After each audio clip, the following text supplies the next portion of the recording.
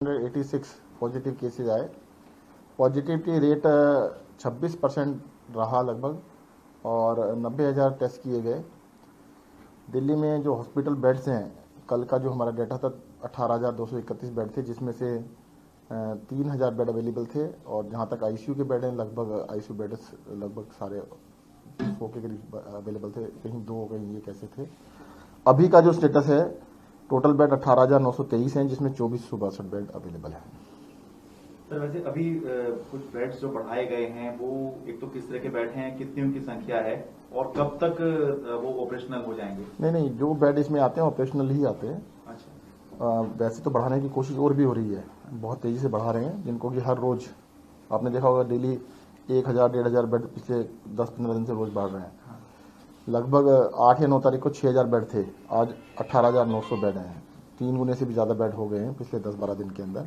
But जितना unprecedented तरीके से केसेज आए हैं, डेली 25,000 के आसपास केसेज चल रहे हैं पिछले 3-4 दिन से, तो ये अनप्रेसिडेंटेड है। देश में भी कहते 2.5 लाख से ऊपर केस लगातार चल रहे हैं। सर उनमें से 15,000 से ज्यादा बेड भरे हुए हैं।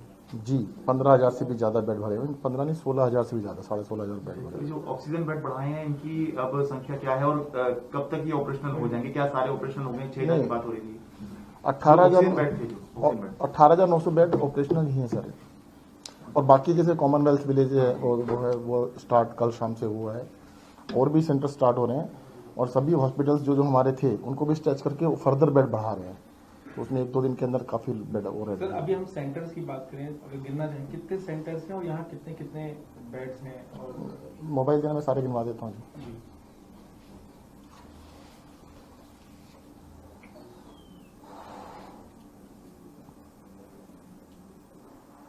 दिल्ली के अंदर एज ऑन टुडे 18,923 बेड हैं, जिसमें से 16,461 बेड ऑक्यूपाइड हैं और 2,462 बेड अवेलेबल हैं। आपको इसके अंदर दिल्ली कोरोना ऐप में जा सकते हैं, देख सकते हैं, उसी में देख के मैं आपको बता रहा हूँ, लाइव है ये लगभग।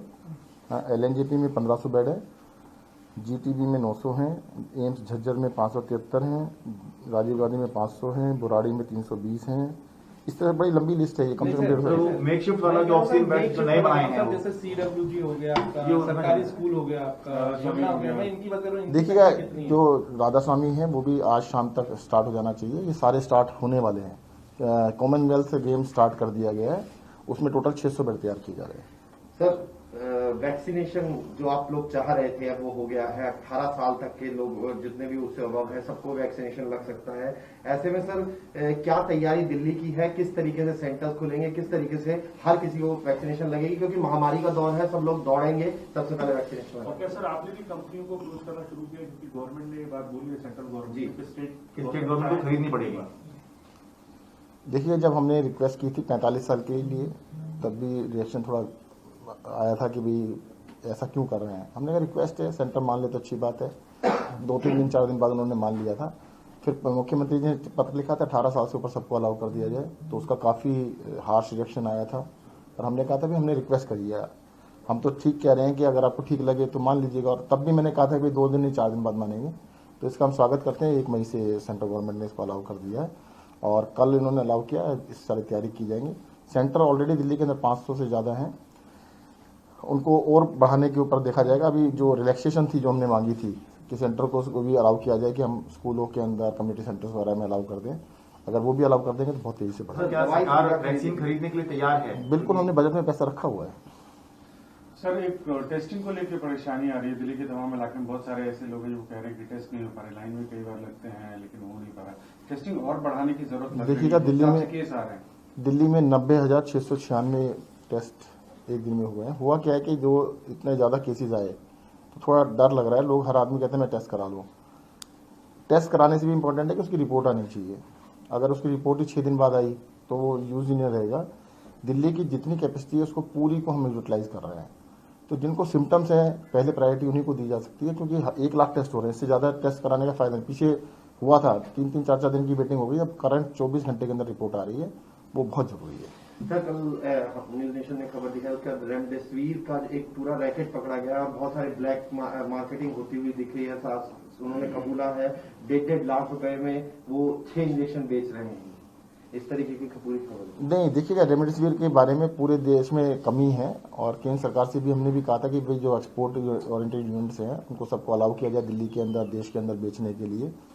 मुझे तो 12 या 14 शायद कंपनियां हैं जो बनाती हैं, सबको अलाउ कर दे केंद्र सरकार तो इसकी किल्लत ही खत्म हो जाएगी। तो वो तब जो ऐसे लोग कर रहे हैं कानून के खिलाफ कार्रवाई की जाएगी, सबके खिलाफ जो भी ऐसे लोगों के खिलाफ कार्रवाई की जाएगी। परंतु मेरी फिर से रिक्वेस्ट है कि केंद्र सरकार ने जब हर्षवर्धन जी से वीसी हुई थी उन्होंने कहा था 1-2 दिन में फैसला कर देंगे, तो उनको फैसला कर देना चाहिए कि देश में सबको अलाउ कर दे बेचने के लिए। सर जैसे ही लॉकडाउन अनाउंस हुआ बहुत बड़ी संख्या में जो प्रवासी मजदूर थे वो यहाँ से पलायन करने लगे। कल भी पलायन होता रहा और आज भी चल रहा है। क्या सरकार कुछ कदम उठा रही नहीं, है? देखिए आपके माध्यम से मैं ये कहूँगा बहुत ही शॉर्ट लॉकडाउन है। आज मंगलवार हो गया है और संडे तक का लॉकडाउन है कि ये तो आने जाने में ही समय निकल जाएगा, 2 दिन जाने के 2 दिन आने के। तो सबसे रिक्वेस्ट है कहीं जाने की आवश्यकता नहीं, दिल्ली में पूरा आपका ख्याल रखा जाएगा। सर प्रैक्टिकल बड़ी बात ये है कि आरटीपीसीआर नेगेटिव आता है, चेस्ट एचआरसीटी चेस्ट जो है वो खराब है, डॉक्टर उसको सस्पिशियस में रखते हैं, ट्रूनेट कराने की बात होती है, कई बार अवेलेबिलिटी नहीं हो पाती। तो कई स्टेट्स में तो ऐसी पॉलिसी बनाई गई है, उन्हें जो है प्रिजर्वेटिव कंडीशन में डाला जाता है। क्या दिल्ली भी कोई इस तरीके की? नहीं, देखिए जो इसको सिम्टोमेटिकली पॉजिटिव नजर आता है, डॉक्टर्स उसका इलाज कर रहे हैं और उसके टेस्ट फिर भी कराया जाता है। देखो 2 तरह से, एक तो आरटीपीसीआर में पॉजिटिव आ जाए, अभी तक तो गोल्ड स्टैंडर्ड आरटीपीसीआर कहते हैं जो भी आ ही जाएगा, पर उसमें भी कई केसेस नेगेटिव आ रहे हैं, वो सेकंड टेस्ट में 3rd टेस्ट में जाके पॉजिटिव आते हैं। बिना टेस्ट रिपोर्ट के कई हॉस्पिटल नहीं देते हैं, सीरियस कंडीशन हो तब भी। अभी तो देखिएगा बेड की बहुत ही दिक्कत आ रही है।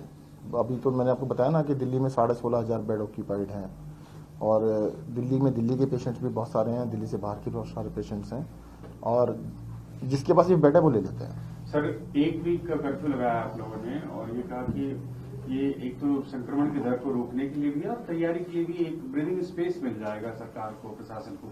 24 घंटे की अगर हम बात करें तो कितनी लगभग तैयारी आपने इसमें की है, अगर हम इस हिसाब से देखिएगा मैं तो कहूँगा एक दिन हमारे साथ चल के देख लीजिएगा, सारा पता लगेगा। सुबह से लेकर रात तक हम एक हॉस्पिटल में इवन अंदर तक जा रहे हैं, वार्ड्स के अंदर भी जा रहे हैं। बहुत सारे लोग कह रहे हैं कि भी नहीं जाना चाहिए, मैं और मनीष जी तो बिल्कुल हर वार्ड में आईसीयू तक में अंदर जा रहे हैं और वहाँ पे उनकी समस्याएं भी सुन रहे हैं, उनको ऑगमेंट करने की तैयारी भी कर रहे हैं। अभी जो बहुत बड़ी समस्या आ रही है वो ऑक्सीजन की सप्लाई पे थोड़ा इशू आ रहा है।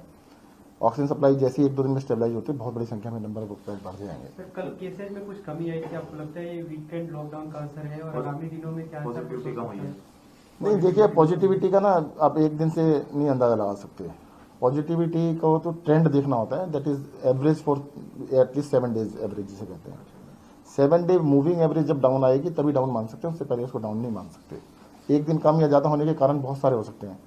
मान लो टेस्ट है, टेस्ट रिपोर्ट किसी दिन ज्यादा आ गई, थोड़ी कम आ गई, या सिम्टोमेटिक लोग ज्यादा आए या कम आए, उससे नहीं पता, 7 दिन का एवरेज से ही पता लगेगा। तो अभी कितनी लैब्स में सैंपल भेजे जा रहे हैं दिल्ली से? सभी लैब्स में, दिल्ली के अंदर जितनी भी लैब्स हैं, प्राइवेट लैब्स, सरकारी लैब्स, सब में किया जा रहा है। और सर क्या सरकारी सेंटर में ऐसा है कि आपने सैंपल दे दिया और 4-5 दिन का वेट करना पड़ रहा है? तो ऐसी नहीं, अब नहीं शिकायतें बहुत आती है, हैं। पहले आ रही थी, इसीलिए उसके ऊपर बहुत सख्ती की गई है और हमने कहा है कि जितनी कैपेसिटी है उतने टेस्ट कर रहे हैं और दिल्ली के अंदर जो भी टेस्ट हो रहे हैं देश के एवरेज से 5 गुना 5 टाइम्स ज्यादा टेस्ट हो रहे हैं। सर एक सवाल और भी था, कोरोना मरीजों को जो दवाइयां आमतौर पर लिखी जाती हैं, चाहे वो फेविफ्लू हो, आइवरमेक्टिन हो, डॉक्सी हो, इस तरह की जो दवाइयां हैं इनकी भी कमी रिटेल मार्केट में देखने के लिए मिल रही है। आप किसी भी दुकान में फोन कर लीजिए, 10 दुकानों में फोन कर लीजिए, फेविफ्लू तो मिल ही नहीं रही है। इन दवाइयों की कमी को लेकर सरकार का क्या मानना है, क्या एक्शन सरकार लेगी? अब ये ना दवाई जैसे फेविफ्लू है वो कोरोना में तो नहीं, अगर पॉजिटिव रिपोर्ट है तब तो डॉक्टर नहीं देते, फेविफ्लू देते ही नहीं है। अगर नेगेटिव है तब देते हैं कि इसको कहीं और कोई बीमारी ना हो। तो मुझे लगता है कि कई सारी दवाइयों के लिए एक पैनिक बाइंग भी स्टार्ट हो गई है। लोग कह रहे हैं कि ले लो, जबकि जरूरत नहीं है। मुझे लगता है बिना डॉक्टर की प्रिस्क्रिप्शन के बिल्कुल दवाई ना लें, नुकसान हो सकता है। ऐसा लगता है कि बहुत सारे लोग खुद ही दवाई ले रहे हैं कि चलो कोई बात नहीं, पॉजिटिव नहीं आए तो दवाई खानी चालू कर लो। तो ऐसा बिल्कुल ना करें, दवाइयों की कोई दिक्कत नहीं है। एक रेमडेसिविर की और टॉमी क्या नाम है उसका, उसकी दिक्कत है, हाँ टॉमिसिलिजैब, इन 2 दवाइयों की जरूर दिक्कत आ रही है, बाकी किसी दवाई की दिक्कत नहीं है बिल्कुल भी। लेकिन एक्शन आप लेंगे रिटेल बाजार जो है वहाँ पर क्या किस तरह का अंकुश लगाने की कोशिश करेंगे, स्टॉक ना हो या फिर? नहीं, उसको तो बिल्कुल सप्लाई चेन को और रिलैक्स किया जाएगा ताकि किसी को दिक्कत ही ना हो। उसको रोकने की जरूरत है। क्वांटिटी देश के अंदर बहुत बड़ी क्वांटिटी है, बाकी जितनी भी दवाइयां उनकी कोई हिंदुस्तान में प्रोडक्शन की कोई कमी नहीं है। सर आखिरी सवाल आपसे, सोशल मीडिया पे हम देखते हैं लोग मदद मांग रहे हैं, तो सरकार की जो तंत्र है, सरकार की व्यवस्था है, कहाँ से हटके और लोगों पे, चाहे वो कुछ पक्षी पार्टी के कुछ लोग हों, चाहे सत्ताधारी दल के दिलीप पांडे हों, उनको टैग करके मदद मांगते हैं। और ऐप के ऊपर ये बड़ी कई लोगों से सीधे तौर पर सुनने को मिला कि जहां बेड खाली है वहां पर भी वो फोन कर रहे हैं और अस्पताल मना कर देते हैं। नोडल ऑफिसर तक अप्रोच करते हैं, वहां पे भी कुछ पॉजिटिव चीजें नहीं होती। देखिएगा, मैं आपको ना अभी ऐप खुल के दिखा देता हूँ। दिल्ली के अंदर जिसको भी एडमिशन कराना होता है वो ऐप के थ्रू ही हो रहा है। और परंतु ऐप में अभी जैसे लेडी हार्डिंग मेडिकल कॉलेज में 75 बेड्स नज़र आ रहे हैं, राममनोहर लोहिया में 50 नज़र आ रहे हैं। तो ये सुबह 7:42 का है, ये 10:55 का है, तो एक आध घंटे का आगे पीछे हो सकता है। परंतु हॉस्पिटल में एडमिशन हो रहा है तभी तो 250-250 पेशेंट एडमिट है, 1000 पेशेंट एडमिट है। एक हॉस्पिटल में 500 हैं, एक में 600 हैं, एक में 400 हैं, तो एडमिशन हुए हैं। दिल्ली में 16,500 पेशेंट एडमिटेड हैं ऑलरेडी। और पिछले 2 दिन से दिक्कत थोड़ी है, तब फिर भी देखो हम सब मिल के बेड्स को हर तरह से बढ़ाने की कोशिश कर रहे हैं। अब समस्या ऑक्सीजन की आ रही है थोड़ी। असेसमेंट ऐसा कब तक ये चीजें बर्डन हट पाएगा दिल्ली से? क्या एक्सपर्ट क्या कह रहे हैं से आप लोग बात पीक करें, कब कब आएगा, तक कब तक? देखिएगा, सारे एक्सपर्ट्स मतलब जो है उंगली फिंगर क्रॉस्ड हैं, तो सभी का मानना ये था कि पीक तो आ जाना चाहिए था। तो ये पीक इस बार लंबा चल रहा है, तो पीक तो मतलब एवरीवन इज एक्सपेक्टिंग कि peak should be over very fast. Sir, मौत के आंकड़े भी बहुत बढ़ रहे हैं, एक दिन में 240 लोग मर गए। जी, क्या कारण है उसे रोकने बहुत के नंबर लिए? है ना, नंबर बहुत बड़ा है। अब 25,000 पॉजिटिव हैं, तो 25,000 पॉजिटिव हैं तो डेथ उसी वजह से बढ़ रही है। Thank you.